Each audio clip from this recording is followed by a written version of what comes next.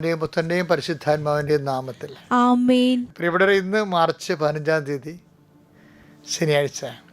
അമ്മേ പരിശുദ്ധ അമ്മേ, അമ്മേ പരിശുദ്ധ ദൈവമാതാവേ, കൃപാസനത്തിലൂടെ ഞങ്ങൾക്കും ഞങ്ങളുടെ ദേശത്തിനും അമ്മ മധ്യസ്ഥം തേടി തന്ന എല്ലാ അനുഗ്രഹങ്ങൾക്കും കൃപകൾക്കും ഞങ്ങളിപ്പോൾ ഹൃദയം നിറഞ്ഞ നന്ദി പറയുന്നു.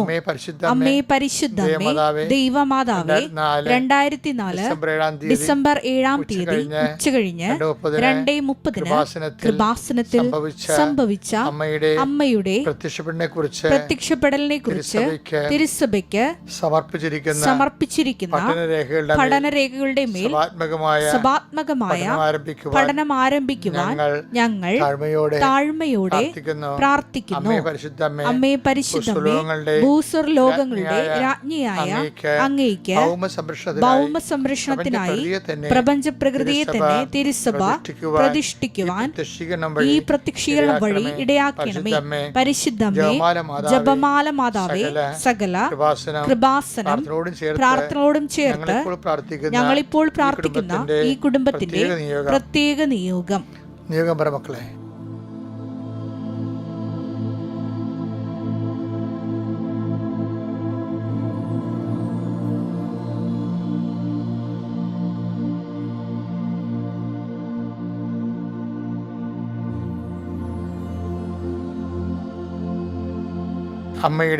അമ്മയുടെ പ്രത്യക്ഷീകരണത്തിന്റെ ഈ അനുഗ്രഹവേളയിൽ ഞങ്ങൾക്ക് സാധിച്ചു തരുവാൻ കനിയണമേ. ആമേൻ. വിശ്വാസ പ്രമാണം.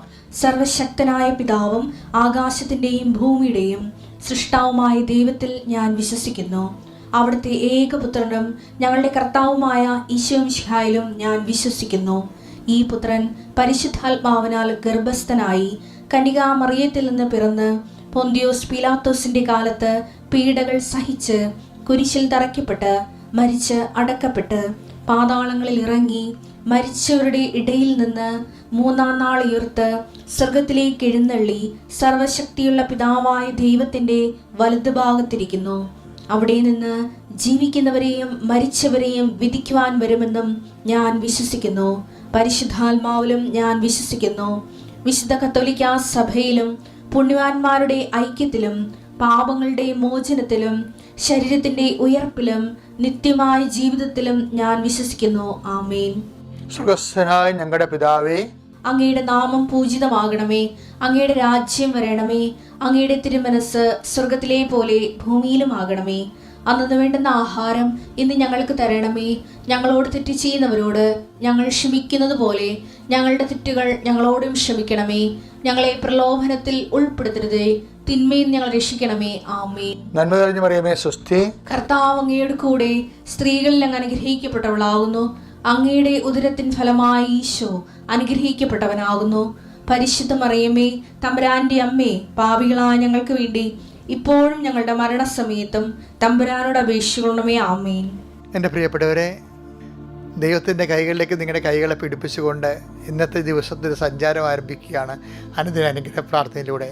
കർത്താവേ, ഞങ്ങൾക്ക് വേണ്ടി ക്രൂശിക്കപ്പെട്ടവനെ, മരണത്തോട് കീഴ്വഴങ്ങിക്കൊണ്ട് ഞങ്ങളെ സ്നേഹിച്ചവനെ, നിന്റെ അനന്തമായ കാരുണ്യത്തെ ഞങ്ങൾ അനുസ്മരിക്കുന്നു. ഇന്നത്തെ ദിവസം നിന്റെ സ്നേഹം തിരിച്ചറിയാനുള്ള പുതിയ മുഹൂർത്തങ്ങൾ ഞങ്ങൾക്ക് നൽകണമെന്ന് പ്രാർത്ഥിക്കുന്നു. കർത്താവെ, അനുഭവങ്ങളുടെ അങ്ങേ അറിയുവാനും ആ അനുഭവത്തിൻ്റെ ബോധ്യത ജീവിക്കുവാനും ബോധ്യത്തിൻ്റെ സാക്ഷ്യത്തിൽ കർത്താവെ നിൻ്റെ മഹത്വത്തിൻ്റെ അടയാളമായി ഈ ഭൂമി പരിരസിക്കുവാൻ അങ്ങയുടെ മക്കളെ അഭിഷേകം ചെയ്യണമെന്ന് പ്രാർത്ഥിക്കുന്നു. കർത്താവ്, നിന്റെ ഉന്നതമായ നാമത്തിന് സ്വസ്ഥം ചെയ്യുന്ന കർത്താവ് നിന്റെ വിശുദ്ധ പൗരോഹിത്യത്തെ മഹത്വപ്പെടുത്തണമേ. കർത്താവെ, അനേകം മക്കൾ കണ്ണുനീരോടെ അങ്ങയുടെ തിരുസന്നിധിയിൽ നിന്നെ നാഥനും രക്ഷകനുമായി ഏറ്റുപറഞ്ഞുകൊണ്ട് പ്രാർത്ഥിക്കുകയാണ്. കർത്താവ്, മുടി കൊഴിഞ്ഞു പോകുന്നവരെ ഞാനിപ്പോൾ കാണുന്നുണ്ട്. ഇതൊന്നും ചിന്തിക്ക പോലും ഇല്ലായിരുന്ന സമയത്ത് ഞാനത് കാണുന്നുണ്ട്. കർത്താവ്, അത് കീമോ എടുത്തവരായാലും ശരി, അല്ലാതെ തന്നെ പ്രായാധിക്യത്താലും അല്ലെങ്കിൽ അകാല വാർദ്ധക്യത്താലും മുടി കൊഴിയുന്നവരുണ്ട്. ഈശോയെ, അങ്ങനെയുള്ളവരെല്ലാം കുറച്ച് നാണിക്കുകയും വിഷമിക്കുകയും ചെയ്യുന്നുണ്ട്. കല്യാണം ഒത്തുവരാത്തവരുണ്ട്. അങ്ങനെ മനസ്സിന് സങ്കടമുള്ളവരുണ്ട്. ഈശോ, അവരെല്ലാം നീ സ്പർശിക്കണമേ. അവരുടെ സങ്കടങ്ങൾ കർത്താവ് നീ പരിഹരിക്കണമേ പ്രാർത്ഥിക്കുന്നു. വിവാഹം ഒത്തുവരാത്ത മക്കൾ, വിവാഹത്തിന് കാലമായിട്ടും കാലം കഴിഞ്ഞിട്ടും ജീവിത പങ്കാളിയെ കിട്ടാനോ അതിനുള്ള ഒരു സാഹചര്യം ഒരുങ്ങാത്ത കുടുംബങ്ങളെ പ്രത്യേകം സംബന്ധിച്ച് പ്രാർത്ഥിക്കുന്നു. കർത്താവെ ഭവനവും ഇല്ലാത്ത ദിവസം പ്രാർത്ഥിക്കുന്നു, മക്കളില്ലാത്ത ദിവസം പ്രാർത്ഥിക്കുന്നു, മക്കൾ പഠിക്കാത്തവരുണ്ട് ഈശോയെ, ഹൈപ്പർ ആക്ടിവിറ്റികളുണ്ട് ഈശോയെ, ഒട്ടിസം ഉള്ളവരുണ്ട് ഈശോയെ, മക്കൾ കൊണ്ട് പൊറുതിമുട്ടിട്ട് ജീവിക്കാൻ പറ്റാതെ പലതരത്തിലുള്ള തിന്മകൾ അകപ്പെട്ടിരിക്കുന്ന മക്കൾ കുടുംബത്തിന് അസമാധാനം ഉണ്ടാക്കുന്നവരുണ്ട് ഈശോയെ. ഈശോ ഇവർ ജനിക്കാതിരുന്നെങ്കിൽ വെള്ളയിടത്തും ചത്തുപോയിരുന്നെങ്കിൽ പോലും ആഗ്രഹിക്കുന്ന മനസ്സുകൊണ്ട് പ്രായിപ്പോകുന്ന രീതിയിൽ ജീവിക്കുന്ന മക്കളുണ്ട് ഈശോയെ. അവരെല്ലാം നീ തൊടണമേ, നിൻ്റെ തിരുരക്തത്തിൽ അവരെ കഴുകണമേ കർത്താവെ. അങ്ങയുടെ പീഡാനുഭവത്തിൻ്റെയും കുരിശുമരണത്തിൻ്റെയും യോഗ്യതയാൽ കർത്താവ് കഞ്ചാവിനും മയക്കുമരുന്നിനും അടിപ്പെട്ടിരിക്കുന്ന മക്കളുടെ ആന്തരിക അവബോധ മനസ്സുകളെയും ആന്തരിക ശീലങ്ങളെ കർത്താവ് നീ കഴുകണമേ. എൻ്റെ കർത്താവിൻ്റെ ഉന്നതമായ നാമത്തിൽ അമ്മ മാതാവിൻ്റെ പ്രത്യേക മാധ്യസ്ഥ എല്ലാവിധ പൈശാചിക തിന്മകളും ദുശ്ശീലങ്ങളും എൻ്റെ മക്കളുടെ ഹൃദയത്തിൽ നിന്നും ജീവിതത്തിൽ നിന്നും കർത്താവ് യേശുവിൻ്റെ നാമത്തിൽ നീങ്ങിപ്പോട്ടെന്ന് കൽപ്പിക്കുന്നു. കർത്താവ് സമാധാനമില്ലാത്ത കുടുംബങ്ങൾ, കേസിൽ അകപ്പെട്ട പോയ കുടുംബങ്ങൾ, പോസ്കോയിൽ അകപ്പെട്ടു പോയ കുടുംബങ്ങൾ, കള്ളക്കേസിൽ അകപ്പെട്ടിരിക്കുന്ന കുടുംബങ്ങളെന്ന് കർത്താവ് നീ ഏറ്റെടുക്കണം പ്രാർത്ഥിക്കുന്നു. ഈശോ ജയിലിൽ നിന്ന് ഇറങ്ങിയ ഒരു കർത്താവ് സമാധാനത്തോടെ ജീവിക്കാനും ആ ജീവിതത്തിലേക്ക് പൊതുജീവിതത്തിലേക്ക് തിരിച്ചു വരുവാനും അങ്ങേക്ക് കഴിയും കർത്താവ്. അതിന് ആഗ്രഹിക്കുന്ന മക്കൾക്ക് അതുപോലെ സാഹചര്യങ്ങൾ ക്രമീകരിക്കണമെന്ന് പ്രാർത്ഥിക്കുന്നു കർത്താവ്. അവർക്കുണ്ടായിരുന്ന അപമാനങ്ങളെല്ലാം മാറ്റിക്കൊടുക്കുകയും കർത്താവ് അവർ സമാധാനത്തോടെയും വിശുദ്ധിയോടെയും ജീവിക്കാനുള്ള ഒരവസരം ഉണ്ടാക്കാൻ പരിശുദ്ധമായ ദേവമാതാവേ അങ്ങനെയുള്ള കുടുംബങ്ങളെ കുറിച്ച് പ്രാർത്ഥിക്കുന്നു. ഭാര്യാഭർത്താക്കന്മാരെ കലഹത്തിൽ ഭിന്നതയിലിരിക്കുന്നവർ, അതുപോലെ തന്നെ ആത്മഹത്യയെക്കുറിച്ച് ചിന്തിക്കുന്നവർ കർത്താവ്, അതിനുവേണ്ടി കർത്താവ് വൈരാഗ്യ ബുദ്ധിയോട് മറ്റുള്ളവരെ പാഠം പഠിപ്പിക്കുന്നതിന് വേണ്ടി വൈരാഗ്യ ബുദ്ധിയോട് അതിനുവേണ്ടി ഒരുങ്ങുന്നവർ അവരെല്ലാം സന്ദർശിക്കണം പ്രാർത്ഥിക്കുന്നു. എൻ്റെ കർത്താവിൻ്റെ ഉന്നതമായ നാമത്തിൽ സഭയുടെ അധികാരത്തെക്കുറിച്ച് അടയാളം ദൈവശക്തി അവസാദ രോഗങ്ങൾ, ഡിപ്രഷൻ രോഗങ്ങൾ, മനസ്സിൻ്റെ എല്ലാവിധത്തിലുള്ള മരവിപ്പ് രോഗങ്ങൾ യേശുക്രിസ്തു നാമത്തിൽ സൗഖ്യപ്പെട്ട് പ്രാർത്ഥിക്കുന്നു. ഈശോ നിന്റെ ഉന്നതമായ നാമത്തിന് സ്വന്തം ചെയ്യുന്നു. കർത്താവിൻ്റെ കരുണ പഠിക്കുന്ന മക്കളും ആവശ്യിക്കട്ടെ, വിവാഹത്തിനായി ഒരുങ്ങുന്ന മക്കൾ ആവശ്യിക്കട്ടെ, ആശുപത്രി കിടക്കുന്ന മക്കൾ ആവശ്യിക്കട്ടെ, രോഗികളുടെ മകളിൽ ആവശ്യിക്കട്ടെ. യേശുക്രിസ്തു നാമത്തിൽ മനസ്സമാധാനം അനുഭവിക്കട്ടെ. മനസ്സാധനം നഷ്ടപ്പെട്ട കുടുംബങ്ങൾ, പ്രായമായവർ, കുഞ്ഞുങ്ങൾ, മറ്റു മുതിർന്നവർ ആർക്കെല്ലാം സമാധാനം നഷ്ടപ്പെട്ടു, അതിനുള്ള സമാധാനം നഷ്ടപ്പെട്ട സാഹചര്യങ്ങൾ നിലനിൽക്കുന്ന ഭവനങ്ങളെ കർത്താവിനെ നീ ആശീർവദിക്കണമേ. എൻ്റെ കർത്താവിൻ്റെ ഉന്നതമായ നാമത്തിൽ സഭയുടെ അധികാരത്തിൽ കുരിശടയാളത്തിൽ ദൈവശക്തിയാൽ നിങ്ങൾ ആ ഈശോനാമത്തിൽ അനുഗ്രഹിക്കപ്പെടട്ടെ. ഇന്ന് ഞാൻ വെളുപ്പിനെ എഴുന്നേറ്റപ്പോഴേ 4 കൊന്തയില്ലേ, എല്ലാ ദിവസവും 4 കൊന്ത എടുത്ത് എഴുന്നേൽക്കുമ്പോൾ ചെല്ലും, എന്നിട്ട് കുറച്ച് നടക്കുമ്പോൾ പ്രാർത്ഥിക്കാം. അപ്പോൾ അതിനുശേഷം ഞാൻ കുർബാന കയറിയപ്പോൾ കർത്താവ് പറഞ്ഞ് സുവിശേഷത്തിൻ്റെ സുവിശേഷം ഉണ്ടെന്ന് പറഞ്ഞ്.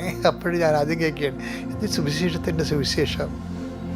ഈ ദൈവത്തിൻ്റെ കൂടെ ജീവിക്കാൻ നല്ല രസമാണേ. നമുക്ക് ദൈവത്തിന് നമ്മളെന്താണ്, നമ്മൾ പലരുടെയും കൂടെ ജീവിക്കാൻ വേണ്ടി ദൈവത്തിന് സഹായം തേടുന്നവരാണ് നമ്മൾ. അതാണ് നമുക്ക് പറഞ്ഞ കുഴപ്പം. അങ്ങനെയൊന്നുമല്ല, നമ്മൾ ദൈവത്തിൻ്റെ കൂടെ ജീവിക്കുക എന്ന് പറഞ്ഞു കഴിഞ്ഞാൽ ദൈവത്തിന് വേണ്ടി ജീവിക്കുക, ദൈവത്തെ ഓർത്ത് ജീവിക്കുക, ദൈവത്തിൻ്റെ മഹത്വത്തിന് വേണ്ടി ജീവിക്കുക, ദൈവത്തിന് തോന്നുന്നത് നമ്മൾ ദൈവത്തിന് വേണ്ടിയാണ് ജീവിക്കണമെന്ന്. അങ്ങനെ തോന്നിയാൽ ദൈവം നമ്മളെ സീരിയസ് ആയിട്ട് എടുക്കും. അപ്പോൾ ഇന്ന് എന്നോട് പറഞ്ഞത് എന്താ അറിയാമോ, സുവിശേഷത്തിൻ്റെ സുവിശേഷം ഉണ്ടെന്ന് പറഞ്ഞു. അപ്പോൾ എനിക്കങ്ങനെ എന്താണ് ഈശോ പറയാൻ പോകുന്നതിനെക്കുറിച്ച് ഒരു ഐഡിയ ഇല്ല. സുവിശേഷം വി നോ ഇറ്റ്. പിന്നെ സുവിശേഷം എന്നിട്ട് ഈശോ പറഞ്ഞത് ലുക്ക 10:30 വായിച്ചേ. അടുത്ത ദിവസം അവൻ അടുത്ത ദിവസം വെച്ച് കഴിഞ്ഞാൽ ഈ പ്രായമായ മനുഷ്യരെ, മരണാസനായ മനുഷ്യനെ, മുറിവേറ്റ മനുഷ്യനെ, കള്ളമട കൈയാക്കപ്പെട്ട മനുഷ്യനെ എണ്ണയും പിഞ്ഞും വെച്ച് കെട്ടിയിട്ട് ഇവരെ കൊണ്ട് സത്തത്തിലാക്കത്തില്ലേ. എന്നിട്ട് അവിടെ കിടന്ന് ഉറങ്ങുകയും അയാളെ സത്തക്കാരന് ഇതിൻ്റെ പരിചരണം ഏൽപ്പിക്കുകയും ചെയ്യും. എന്നിട്ട് അയാൾ തിരിച്ച് രാവിലെ എഴുന്നേറ്റ് അയാളുടെ ബിസിനസ്സിന് പോകാൻ നേരത്ത് അയാൾ പറയുന്നത് വാക്കാണ് ഈ സുവിശേഷത്തിൻ്റെ സുവിശേഷം എന്ന് പറഞ്ഞത്. എന്താണത്? അടുത്ത ദിവസം അവൻ സത്രം സൂക്ഷിപ്പുകാരന്റെ കയ്യിൽ, നല്ല സമരക്കാരൻ സത്രം സൂക്ഷിപ്പുകാരന്റെ കയ്യിൽ 2 ദനാറ കൊടുത്തിട്ട് പറഞ്ഞു, ഇവന്റെ കാര്യം നോക്കിക്കൊള്ളണം. അപ്പൊ ഞാനിങ്ങനെ 4 കൊന്ത കഴിഞ്ഞിട്ടാണ് പിന്നെ ഈ കോൺഫറൻസ് കോളിന് ചുറ്റും നടക്കണ സമയത്തൊക്കെ അമ്മയെ എനിക്ക് അടുത്തറിയിരിക്കണം അമ്മയെ ഞാനിങ്ങനെ ചെരിഞ്ഞ് നോക്കിക്കൊണ്ട് നടക്കും. അപ്പോൾ എൻ്റെ മനസ്സിൽ തന്നാണ് ഇവൻ്റെ കാര്യം നോക്കിക്കൊള്ളണം. സുവിശേഷത്തിൽ ഏറ്റവും വലിയ വാക്കാണ്. എന്നുവെച്ചാൽ നമ്മളോട് ദൈവം പറഞ്ഞ എന്താണ്, നമ്മുടെ കയ്യിൽ വന്ന ഒരാൾ അവൻ്റെ കാര്യം നോക്കിക്കൊള്ളണമെന്ന്. അപ്പോൾ ഓരോരുത്തരും ഇപ്പോൾ ഓരോ ദിവസവും ഓരോ ആൾക്കാർ ഓരോ കാര്യമൊക്കെ പറഞ്ഞിട്ട് വരത്തില്ലേ. അപ്പം എന്തെങ്കിലും ഒരു പോംവഴി കാണിക്കാതെ നമ്മൾ അവരെ വിടത്തില്ല. പിന്നെ എന്താ പറയണത്, ഇങ്ങനെ നോക്കുമ്പോൾ എന്താ കുഴപ്പം, എന്താ കൂടുതലായി എന്തെങ്കിലും ചെലവാകുന്നെങ്കിൽ കൂടുതലായി എന്തെങ്കിലും ചെലവാകുന്നെങ്കിൽ ഞാൻ തിരിച്ചു വരുമ്പോൾ തന്നുകൊള്ളാം. അതായത് മനുഷ്യന്മാർക്ക് എല്ലാവർക്കും ഒരുപോലെ ദൈവസ്നേഹം അബ്സോർബ് ചെയ്യാൻ പറ്റത്തില്ല. അപ്പോൾ ദൈവസ്നേഹം കുറച്ച് മാത്രം അബ്സോർബ് ചെയ്യുന്നവരുണ്ട്. അവർ ചിലപ്പോൾ നമ്മൾ അവരെ സഹായിക്കും, പക്ഷെ തിരിച്ച് അവർ സഹായിക്കണം ഒരു നിർബന്ധവും. ഒരു മനുഷ്യനെ ദൈവത്തിൻ്റെ നാമത്തിൽ ഇവൻ്റെ കാര്യം നോക്കാൻ എടുത്തു കഴിഞ്ഞാൽ നമുക്ക് നഷ്ടമായിരിക്കും ഉണ്ടാകുന്നത്. അപ്പോൾ ഇത് തന്നെ ഈശോയ്ക്ക് ഉണ്ടായത്. ഈശോ അപ്പായോട് പലപ്പോഴും പറഞ്ഞു, അപ്പാ കുരിശുമരണം വേണ, അപ്പാ കുരിശുമരണം വേണ. ഞാനിതിൻ്റെ എന്തുമാത്രം ഇഞ്ചിഞ്ചായിട്ടല്ലേ ഞാൻ അപമാനിക്കപ്പെടുകയും സഹിക്കപ്പെടുകയും ചെയ്യണത്. എൻ്റെ ഈ 33-ാമത്തെ വയസ്സിൽ ഐ കാൻ ഇമാജിൻ എന്നൊക്കെ പറയും. ചോര വരെ വിയർത്ത് ഗെത്സേമനിയിൽ. ഞാൻ പണ്ടൊരു കവിത വായിച്ചിട്ടുണ്ട്. അഗസ്റ്റിൻ ഐസക് എന്ന് പറഞ്ഞൊരു ഫാദർ ഉണ്ടായിരുന്നു. അദ്ദേഹത്തിന് ജീസസ് ദ റിബൽ എന്ന് പറഞ്ഞൊരു പുസ്തകം ഞാൻ വായിച്ചിട്ടുണ്ട്. അതിനകത്ത് വായിച്ചിരിക്കുന്നത്, O father of mad love, you have loved men more than your son. അതായത് ഗെത്സേമനിൽ ഈശോ പ്രാർത്ഥിക്കണേ അപ്പായോട് വഴക്കിടും. O father of mad love, ഭ്രാന്തമായി മനുഷ്യനെ സ്നേഹിക്കുന്ന അപ്പ, you have loved your son more, you loved man more than your son. നിൻ്റെ മകനേക്കാൾ കൂടുതൽ നീ മനുഷ്യരെ സ്നേഹിച്ചില്ലേ എന്ന്. അതിൻ്റെ പേരിലാണല്ലോ ഇവൻ ക്രൂശിക്കപ്പെടേണ്ടി വരണത്. അപ്പോൾ അതൊക്കെ ഓർത്തിട്ട് ഈശോ പിതാവുമായിട്ട് ചില സമയത്ത് ഭയങ്കര ഹോട്ട് ആൻഡ് ഹീറ്റ് ഡയലോഗ് വരും. പക്ഷെ ഒടുവിൽ അപ്പ പറയും, സാരമില്ല കൂടുതൽ ചിലവാകും. അപ്പ പറയും, ശരി ജീസസ്, ഇറ്റ്സ് ഓക്കെ, കൂടുതൽ ചിലവാകും, അത് നീ തിരിച്ചു വരുത്തല്ലേ, ഇതെല്ലാം കഴിഞ്ഞ് അപ്പം ഞാൻ തന്നെ തന്നോളാം. അപ്പ ഇങ്ങനെ പറയുമ്പോഴാണ് ആളെ ബലം പ്രാപിക്കുന്നത്. ആളെ ഉപരി തൻ്റെ അതിൽ പറയും, എൻ്റെ പിതാവിൻ്റെ മഹത്വത്തിലെ വാനം മേഘങ്ങളുടെ കൂടെ എഴുന്നള്ളി വരുമ്പോൾ എന്നൊക്കെ പറയുന്നത് എന്താണ്? അപ്പ പറഞ്ഞാണ് തിരികെ വരുമ്പോൾ പിന്നെ തിരിച്ച് പോണത് വന്ന പോലെ ആയിരിക്കത്തില്ല. വാനമേഘങ്ങളിൽ നീ മഹത്വത്തോടെ ആയിരിക്കും പോണത്. എന്തെങ്കിലും കൂടുതൽ ചിലവാകേണ്ടി കുരിശിൽ, നിൻ്റെ കുരിശിൻ്റെ ബലികളിൽ എന്തെങ്കിലും കൂടുതൽ ചിലവാകേണ്ടി വരുന്നെങ്കിൽ ഐ വിൽ റീഫണ്ട് ഇറ്റ് എന്ന് അപ്പ പറയും. അപ്പ പറഞ്ഞിട്ടാണ് ഈശോ പറയണത്. അപ്പ പറഞ്ഞതുപോലെ ഞാൻ നിങ്ങളോട് പറയുകയാണ്, എന്തെങ്കിലും സഹോദരനെ സന്ധിക്കുന്നതിൽ ചിലപ്പോൾ ചിലവാകേണ്ടി വരും, അപ്പോൾ ഐ വിൽ റീഫണ്ട് ഇറ്റ്. ഇവിടെ നമ്മുടെ കുടുംബജീവിതത്തിലും ഇങ്ങനെ തന്നെയാണ്. നമ്മൾ ജീവിത പങ്കാളിയെ സ്നേഹിക്കുമ്പോൾ ചിലപ്പോൾ കൂടുതൽ ചിലവാകും. ഞാൻ മട്ടുത്തെന്നൊക്കെ പറഞ്ഞില്ലേ, അതിനെന്താ കൂടുതൽ ചിലവായിട്ട് അങ്ങനെ പറയണേ. ഇവിടുന്ന് എവിടെയെങ്കിലും പോയാൽ മതിയായിരുന്നു, മനുഷ്യൻ ചത്താൽ മതിയാന്നൊക്കെ പറയല്ലേ. അപ്പം ഞാനീ പറഞ്ഞ കാര്യം ഓർക്കണം, കൂടുതൽ ചിലവാകുകയാണ്. എന്താണ് ഇത്? ഭർത്താവ് തരണമെന്ന് നിർബന്ധമില്ല. ഭാര്യയ്ക്ക് വേണ്ടി ചിലവാക്കിയത് ഭാര്യ തരണമെന്ന് നമുക്ക് നിർബന്ധമില്ല.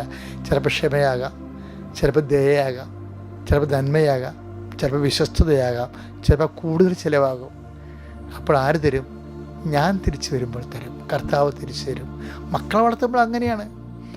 ഇപ്പോഴത്തെ മക്കളെ വളർത്തുകയെന്ന് വെച്ച് കഴിഞ്ഞാൽ 50% പേർക്ക് നഷ്ടമല്ലേ. കാര്യം അവരുടെ ഒരു സന്ധിപ്പ് നമുക്ക് കിട്ടണില്ലല്ലോ. സന്ധിപ്പ് കിട്ടേണ്ട സമയത്ത് കിട്ടണില്ല. എന്നിട്ട് ഇന്ന് ഒരു അപ്പൻ എൻ്റെ അടുത്ത് വന്നിട്ടുണ്ടായിരുന്നു. ഇന്നൊരു ക്യാൻസർ രോഗിയായ അപ്പൻ എൻ്റെ അടുത്ത് വന്നിട്ടുണ്ടായിരുന്നു. അത് പ്രാർത്ഥിക്കുന്നതിനിടെ പറഞ്ഞു, എൻ്റെ അച്ഛ, എൻ്റെ മകൻ ദുബായിലാണ്, അവൻ എന്നെ വിളിക്കണില്ലെന്ന്. ഞാൻ പ്രാർത്ഥിച്ചു, അയാളെ ആശ്വസിപ്പിച്ച് വിട്ടു. വിളിക്കും തീർച്ചയായിട്ടും. പക്ഷേ അതല്ല, അങ്ങനെയൊക്കെ സങ്കടപ്പെടുന്ന എന്തുമാത്രം മനുഷ്യരാണ്. മക്കളെ വളർത്തിയിട്ട് കൂടുതൽ ചിലവാകുന്നവരില്ലേ. അപ്പോൾ എത്ര മക്കൾക്കിന് തിരിച്ചു കൊടുക്കാൻ പോയാലും മക്കൾ മരിച്ചു കഴിയുമ്പോഴായിരിക്കും ചിലപ്പോൾ അപ്പ, അയ്യോ എൻ്റെ അമ്മ, എൻ്റെ അപ്പൻ എന്നൊക്കെ പറഞ്ഞ് ഭയങ്കര ഫേസ്ബുക്കിൽ പോസ്റ്റൊക്കെ ഇടുന്നില്ലേ. ഈ അണ്ണന്മാർ അവർ ജീവിച്ചിരുന്നപ്പോൾ എന്താണെന്ന് നമുക്കറിയത്തില്ല. കൂടുതൽ ചിലവാകും ഉറപ്പാണ്. അത് തിരിച്ചു തരാൻ ഒരാളുണ്ട്. ഇതെല്ലാം ടാലിയാക്കാൻ വേണ്ടി ഒരാളുണ്ട്. അതാരാണ്? നമുക്ക് വേണ്ടി ക്രൂശിക്കപ്പെട്ടവൻ, നമുക്ക് വേണ്ടി ഉയർത്തി നിന്നിട്ടവൻ, നമുക്ക് വീണ്ടും വരാതിരിക്കുന്നവൻ. അവൻ തിരിച്ചു വരുമ്പോൾ ടാലിയാക്കും. Praise the Lord.